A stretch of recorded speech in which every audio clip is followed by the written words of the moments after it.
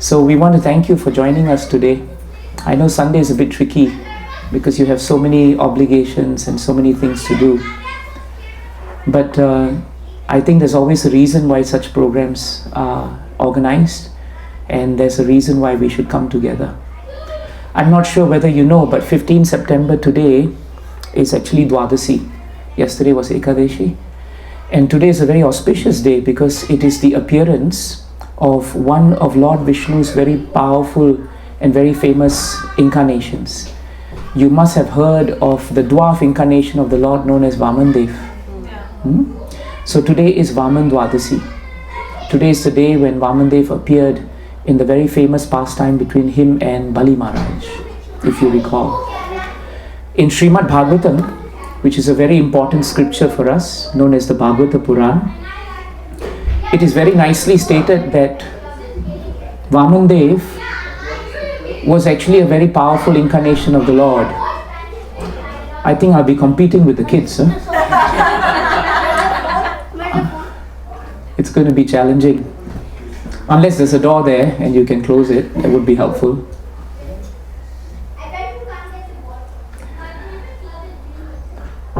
Whenever we have programs in our center, because we have 2 levels, right? So the children are brought to the second level because naturally you can't expect children to be still. But these children seem to be yogis. They're very quiet at the moment. I don't know how long they will be, but they're quiet. Let's see.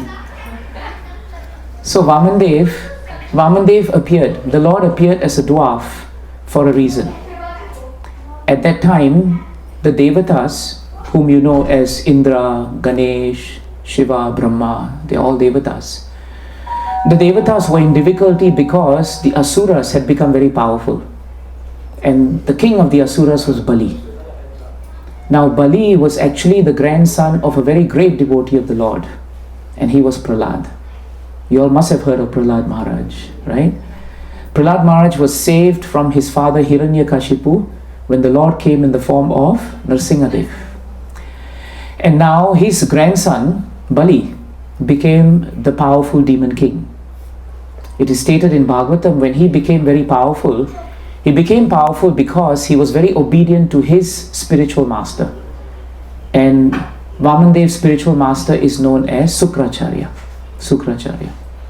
So Sukracharya became like a family guru to the demons. And whenever they were in trouble, he would chant great mantras such as the Sanjivani mantra, and they would revive despite being hurt. Now, because of the fact that he followed his spiritual master so closely, Bali became very powerful. And he became so powerful that when he walked into Swargaloka, Indra, the king of the Devatas and all the other Devatas, they could do nothing against Bali. And so Bali became very powerful. And he took control of all the 3 worlds. The heavenly planets, the middle earth, which is where we are, and the lower planets. And it appeared as if no one could challenge Bali. Now, even though Bali was born in a family of devotees, because his grandfather was Prahlad after all, he forgot the mercy of the Lord because he became completely entrapped by the power that he gained and the riches that he held, the wealth that he had. In Srimad Bhagavatam, Kunti, you all know Kunti Mata. Kunti Mata chants a very important prayer that's very relevant to all of us. Janma Aishwarya Shruta Shribir Edamana Madaha Puman Nai Varhati Abhidhatum Vai Tvam Akinchana Gochara. What she says there is, very often in this material world, you are considered to have a lot of punya if you take high birth, janma. If you have wealth, aishwarya. If you have shruta, you're educated, you're doing well. And shribir, if you have good looks. So in the material world, having beauty, having wealth, having high birth, having education, they are all considered material qualifications. But Kunti Mata says the problem with these material qualifications is that very often you forget your position in life, your actual position in life. And your actual position in life is that we are all constitutionally part and parcel of the Supreme Lord. We are supposed to be servants of the servants. We are supposed to be sons and daughters of the Lord. But the problem is, when you have a lot of material possessions, it's very easy to forget God because you think you're in charge. The problem with the material world people don't understand is that if you owned all that you have right now, then at the point of your death you should be taking it with you, because that which you own must come with you. But logically, you and I know it never happens. Nobody takes their beauty with them. After a few years, the beauty that you see in the mirror is no longer there. Whatever wealth that you may have amassed at the point of your life will eventually end. It doesn't go with you. It goes maybe to your family, your successors, but to no one else. Whatever education that you have, you don't bring it to your next life. Have you noticed that? You don't bring it to your next life. None of your children were born with previous lives, MScs and MBAs. They start from scratch. They start from scratch. So therefore, whatever birth that we take, it has to end. But nothing comes with us. You all may love your children and your wives, and we all take care of our families. But at the end of the day, we have had so many wives and so many families and so many husbands in previous lives. But today you and I cannot remember them. Even though they were very important to us in our previous lives, today we have no recollection of them. So therefore, Shastras tell us a very strong and powerful truth. The truth is that nothing goes with us. The only thing that remains with us, Shastras tell us, is our bhakti. And when bhakti is the most important ingredient of our life, unfortunately in Kali Yuga, bhakti is actually the most forgotten element in our life. Very often religious functions are attended by us because it is a social function, or because we want to get punya from it. Very often we perform so many ceremonies and so many sacrifices because we want to get good karma. But we don't realize that good karma will have to end. Have you heard of the Christian and Catholic phrase, the cup runneth over? Whatever that you have accumulated by way of pious credits will also end in this material world. And whatever things that you have done which are not very good, they take over after that. So the purpose of life is not to accumulate punya or good karma, because it will also have to end. They are temporary. So when we go to temples, when we pray, our prayers are very often materially motivated. Give me this, give me that, give me everything. But the one thing that actually Shastras tell us to ask, and this is true of all religions, is to ask that we become connected to God as devotees, that we revive our relationship with God. That is the true purpose of our life. In Bhagavatam it is stated as Savai Pumsam Paro Dharmo Yathor Bhakti Radok Saje Ahaituki Apratihata Yayatma Suprasidati. Your Atma can only be satisfied not by any material objects, not by people, not by relationships. Nothing of this material energy will actually satisfy you. The only thing that will really truly satisfy your soul, Yenatma Suprasidati, is actually bhakti. If you revive your relationship with God, with Krishna, on the platform of devotional service, then you will find that you become truly self-satisfied in life. There's a difference between satisfied and being self-satisfied. Satisfied means we always wait for an external factor to happen before we become happy or satisfied. And you all know in life, the external factor is always a variable. It is never constant. You hope your husband will satisfy you. But more often than not, sometimes it's a hit, sometimes it's a miss. And vice versa. It happens. But a man or a woman who is self-satisfied does not look for happiness externally. Because they are fixed in their relationship with God, there is no need for them to look for happiness in the material world. If it comes, well and good. If it doesn't come, I am still satisfied. That is known in Bhagavad Gita as Santushtaha.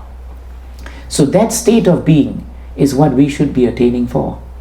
Unfortunately, we teach our children the same thing. We teach them that the priorities of life is to amass and accumulate. But accumulation does not lead to satisfaction. Very often accumulation leads to hankering. Because no matter what you have, when you see your friend having something more, that's it. I should have that too. Just when you think your car is good enough, somebody buys a new car. And then your mind starts telling you, well, you're not up there. You have to do something about it. Somebody upgrades themselves from rental to purchase, you start thinking, why didn't we do that? And there's no end to this hankering. And this hankering doesn't give us peace. So Bali Maharaj got stuck in this.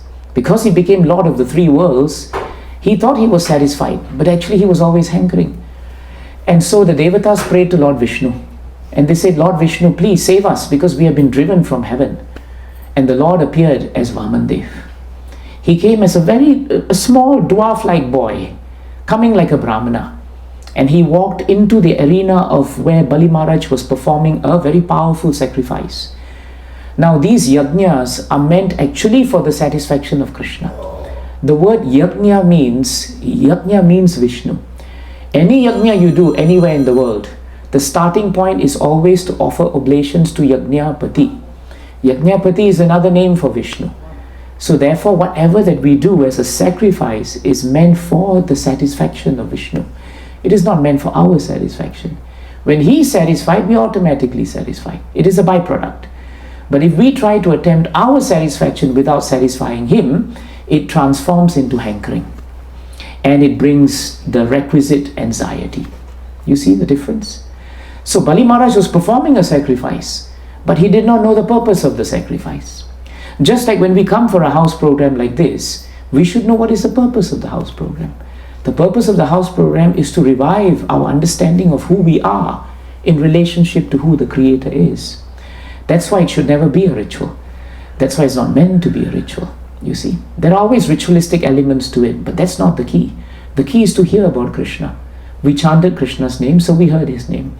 Now for about 10 minutes we speak about Krishna. That's Krishna Katha. Krishna Katha is not a ritualistic exercise, because the more we accept it, the more our consciousness becomes purified. That's very important. So Bali Maharaj walked into the arena of the sacrifice. And when he walked into there, everybody thought that the sun god Surya himself had come, because Vaman-dev was shining and effulgent. Bali Maharaj was a very respectable king, even though he was demonic in mentality. Don't forget, his grandfather was actually a great devotee. So some of that sadhu sangha was on him actually. He received Vaman-dev, placed him on a beautiful seat and washed his feet. After taking the water from the feet, he sprinkled on his head and drank it, because it is considered to be prasad. Then he sat down and told this Vaman-dev, he said that any Brahmana who comes to this sacrifice, I will give them tons and tons of gold. I'll give them lakhs and lakhs of cows. Whatever that you need across the three worlds, I am the proprietor of. Ask me and I will give it to you. When Bali Maharaj spoke that way, he spoke with pride, because he thought, whatever that you ask, I can give you. You know, the problem we don't realize is what we think belongs to us doesn't belong to us. So actually, when we say, I can give you whatever you want, that's a fallacy. We can only give something if he sanctions it. If he doesn't sanction it, we cannot give anything. Sweta Matri invited all of you to come. But if he did not sanction, then you can't come into the house today. You may desire, but he has to actually sanction. You may intend, but he superintends. He superintends. So then Bali Maharaj spoke, I have everything. Tell me what you want. And then Vaman-dev said something very interesting. He said, I only ask 3 paces of land from you. And the 3 paces of land that I'm asking for will be measured by my foot. And Bali Maharaj started laughing. He said, you should be a little bit smarter, Brahmana. You're not worldly wise. First of all, you ask only for 3 paces of land when I can give you 3 worlds. And yet you're not asking for that. Second, you're asking 3 paces of land with your foot, which are very tiny, because you're a dwarf. Surely you can ask with my foot, isn't it? I'm bigger than you. So why are you asking for something so little? And then Vaman-dev says something very interesting. He says, Yavanto. Yavanto means as far as possible. Yavanto, right? He says, Yavanto Vishaya. Vishaya means objects of sense enjoyment. Yavanto Vishaya Prishtaha. Prishtaha means to become satisfied. So in that shloka, he says very nicely, if one is not satisfied with whatever that is coming in its natural cause, then even whatever that you want in the entirety of the 3 worlds will never satisfy you. That's a very deep point if you think about it. Sometimes we go out of our way to achieve something. We expend so much effort, but foolishly we don't realize eventually it will leave us.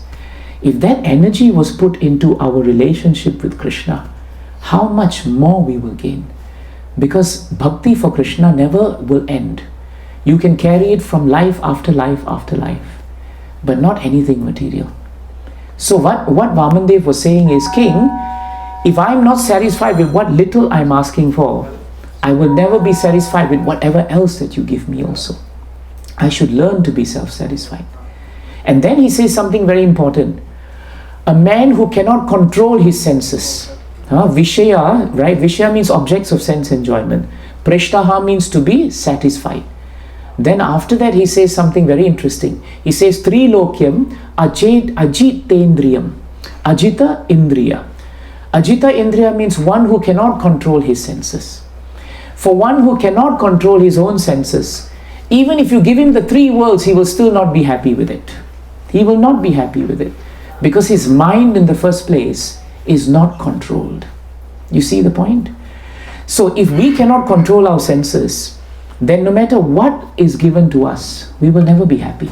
Because our senses will want more and more and more. And there's no end to it then.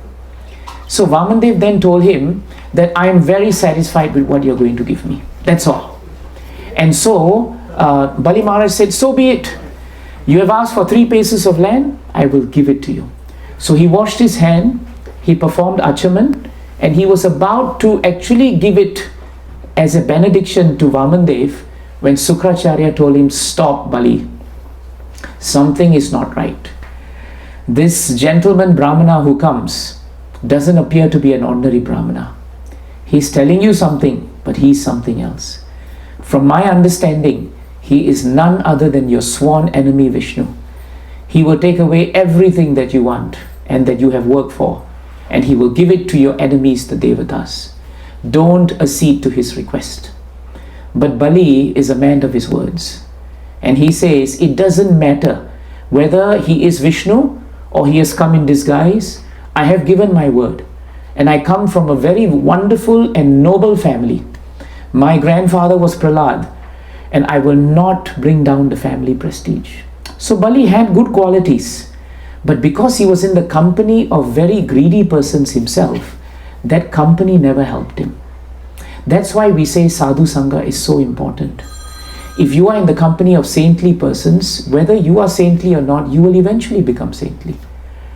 But if you're not in the company of saintly persons, if you're in this company of drunkards and you don't drink, but every time you're hanging out with them, eventually you're going to start drinking. It's going to happen. It's going to happen. So we don't realize the value of company. We take it for granted. Until it happens to our children, then we are worried. When our children get into company that we don't want, then as parents we are worried. But we have never checked the company that we are in. We want to move in certain social circles because there is status. Or we want to be branded as a certain group of people. But it has no value. Because in the end, you are not learning about spiritual life. And all you're doing is feeding each other's material hunger. Which in the end has no value also. So this is a very important point. But we don't see it. Because the world is a consumer world. And we are meant to buy and not be happy with what we have. And buy more. And so Vaman-dev said, so Bali said, keep quiet Sukracharya, I will give it to him. And Sukracharya said, if you go ahead now, I curse you that you will lose everything you have. Actually, Sukracharya was not giving him good advice. Because a real spiritual master will never be happy with a disciple who's very caught up and attached to material things. A real spiritual master will be happy when the disciple is detached from that which is material or using something material for something spiritual. Today, Mataji and Prabhu, you have used your house, which is inherently made of material energy. You have used it for Krishna. Therefore, you have spiritualized your house. That is the proper use of things. Krishna consciousness doesn't mean that we throw away everything and we are paupers. These boys who have come with me, they are not paupers. So I'm not a pauper. Sometimes we go to houses, I tell this to many people, we go to houses and after finishing, the people come and tell us, Swamiji, don't take bus, you have so many things to carry, we'll call a grab for you. And when we tell them, no, it's okay, I just drove and kept my car downstairs. They say, Swamiji, you drive? You have a car? Yes, we have a car. We are not paupers on the street. Being devotee doesn't mean that you are not wealthy or healthy or wise or anything. It's just that you understand that these things are not important in the scheme of things. So you're not attached to it. That is the key of devotional service. Krishna didn't tell Arjuna to stop fighting on the battlefield. He told him, fight, but understand what you're fighting for. Fight for my satisfaction, not for your senses. This is the key in bhakti. So Vaman-dev, so Bali Maharaj said, Vaman-dev, go ahead and step 3 times. Because in his mind he was thinking, what is 3 steps? I can afford his 3 steps. But he didn't realize who Vaman-dev was. And the moment he said that, Vaman-dev became very, very, very, very huge. Because he's Lord Vishnu. He started growing and growing. He pierced through the clouds in the sky and he pierced the coverings of the material universe. So with his first step, he covered the entire lower worlds. With the second step, he covered earth and the entire Swarga Loka and the higher worlds. In fact, Bhagavatam says the tip of his toe pierced through the coverings of the world. And as it pierced through, Mother Ganga, which was in the spiritual sky, fell through that hole. And that is how we have Mother Ganga in this Bhumi Devi today, because of this pastime. So as Vaman-dev pierced through, he had taken 2 steps. And now there was no other place for him to put his 3rd step. And at that point of time, Bali Maharaj realized, this is no ordinary Brahmana. This is no 3 small steps that he's taking. I thought I had enough to give him, more than enough, because I was the proprietor of everything. But now he has humbled me. So when Vaman-dev was standing there with his feet still up because he didn't know where to put it, he started mocking in a nice, friendly manner. But he wanted him to understand. He turned to Bali Maharaj and he said, Bali, where is my 3rd step? You claim that the whole 3 worlds is yours. In just 2 steps, I've covered everything that you have. You think you had everything. You think you are the proprietor of everything. If you are, then where is the proprietor of the 3rd step? Where is my 3rd step? And Bali Maharaj is a great king. And because of the sadhu sangha of the Lord, because he had sadhu sangha of the Lord, like we are having sadhu sangha of the Lord, his consciousness changed. And so he said, my Lord, I now realize who you are. And I realize the futility of thinking that everything belongs to me. Because nothing belongs to me. And today you have humbled me. You have shown me that whatever I've worked so hard for has been useless. Because in a moment it has been taken away from me. In a moment. That's why we must always ask ourselves, we expend so much energy in the material world, but hardly 10-15 minutes a day we have time with God. Hardly. 100 years ago, if you ask your ancestors, when you walked into the house, the main thing in the house would be a mandir. They would be there. The Lord is the owner of the house. That was our tradition. Today, if you can find a mandir in the house, you will be surprised. And very often it will be tucked somewhere in the corner that you won't even know it's a mandir. Because that is a reflection of how much priority we actually put to the greatness of God. And you have a lot of intellectuals today who tell you, but God is in my heart. Why do I need to externally worship Him? Tell that to your wife the next time. Don't buy her anything. Don't talk to her. Don't see her. Right? Diwali comes, don't get anything new for her. And when she says, why aren't you doing anything for me? Just tell her, you are in my heart. I don't have to do anything for you. I know how I feel for you. That's enough. See what happens to you in the kitchen. So actually it's hypocrisy. When it suits us, we say God is in our heart. But in the material world, in a relationship, we know that is not enough to sustain a relationship. You need to work hard at a relationship, even in the material world. You have to. And yet in the spiritual world with our Creator, we spend so little time with Him.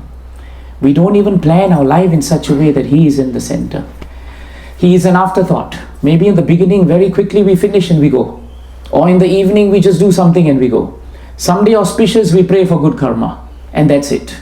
The rest of the time, we take what we call annual leave from bhakti. That's what we do. So that's why that is not bhakti. And that's why our Hindu culture is fast deteriorating. I am not born in India. I'm born in Singapore. My parents were born in Singapore, my grandparents were born in Singapore, 3 generations, and now my son is the 4th generation Singaporean. And I tell you, the value that you have in India in terms of Vedic culture is so powerful. But so many Indians from India have forgotten the value of that. Sometimes it takes someone who's outside for 400 years or 300 years to understand the great value of what we have. We have the greatest culture, the most wonderful philosophy. But today we are so enamored by the West, so enamored with money and wealth and opulence, that we think that that is the be-all and end-all. We have forgotten the culture. And if we don't embrace the culture, what chance do our children have? They will look Indian, but they will never really truly be Indian, because they will not understand the Vedas. Will they understand what the Gita is? Will they be able to understand what Krishna said in the Bhagavatam? It will go. Just give 1 generation and the whole thing will be wiped out. So that is why it's up to us to embrace it. If we don't include Krishna in our lives, then it will be very difficult for our children to grow up self-satisfied. They will face the same challenges as we do. And so Vaman-dev appeared and he asked this very important question. And he said, "Where is my 3rd step?" And Bali said, "Let your 3rd step be on my head, O Lord. Let it be on my head. Because after all, I promised you, but I must keep my promise. And the only thing I have left is actually my head.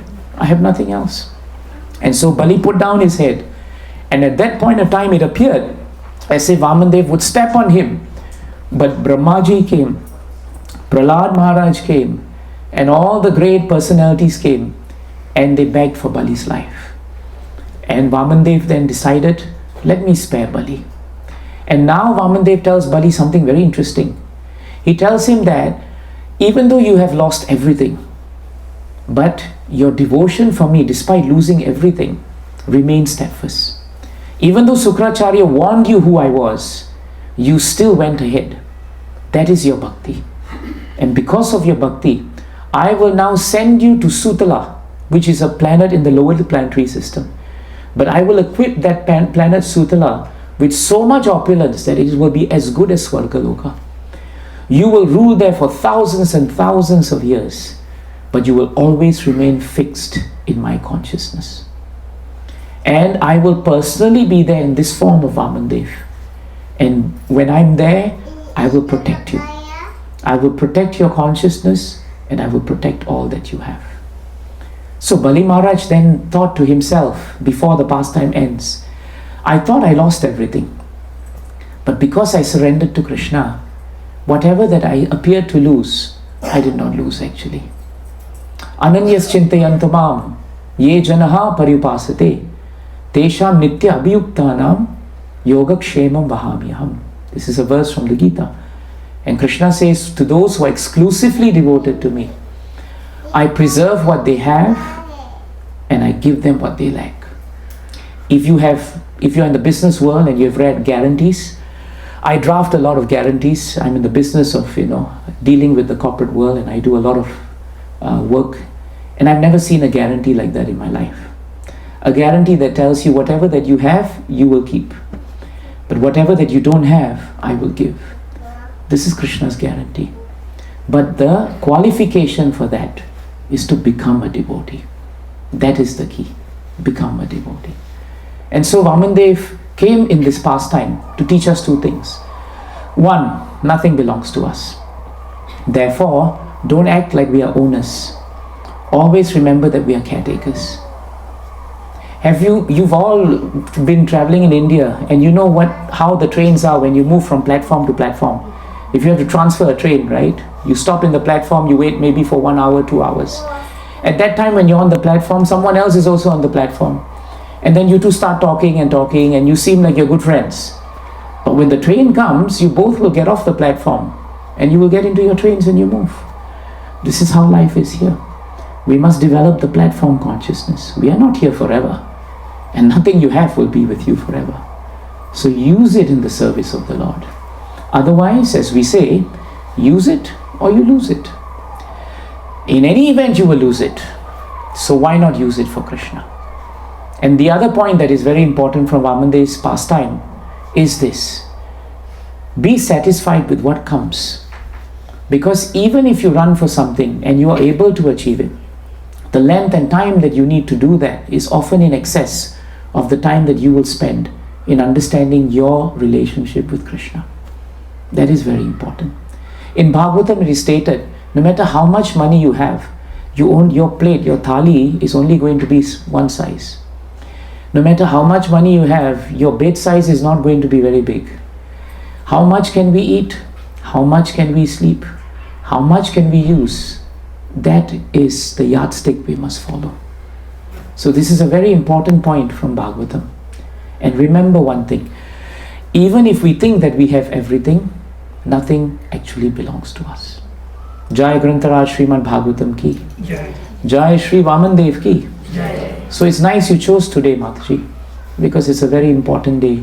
And Bhagavatam, you see the stories in Bhagavatam, they're so powerful and they actually have so much to give us. If we can understand it and we can share it with our children, imagine how much of culture and how much of faith in Krishna they will have. The next time they are in difficulty, and they will be in difficulty because material life is difficulty, instead of running here and there trying to find a solution, they will turn to the ultimate solution, which is to remember Krishna. Arjuna remembered Krishna on the battlefield and he became victorious. Duryodhana completely forgot Krishna on the battlefield. He thought he could win the war and he would not even part with a single, not even the tip of his hair. He said in Mahabharata, I will give not even the tip of the hair. Krishna said, just give 5 villages. What is the problem? He said, no, I won't. In the end, what did he have? He had nothing. Nothing. Arjuna did not want anything from Krishna except to serve him. And in the end, victory was his. This is the way to live in this world. Thank you very much for spending your time listening. This is how Bhagavatam should be heard.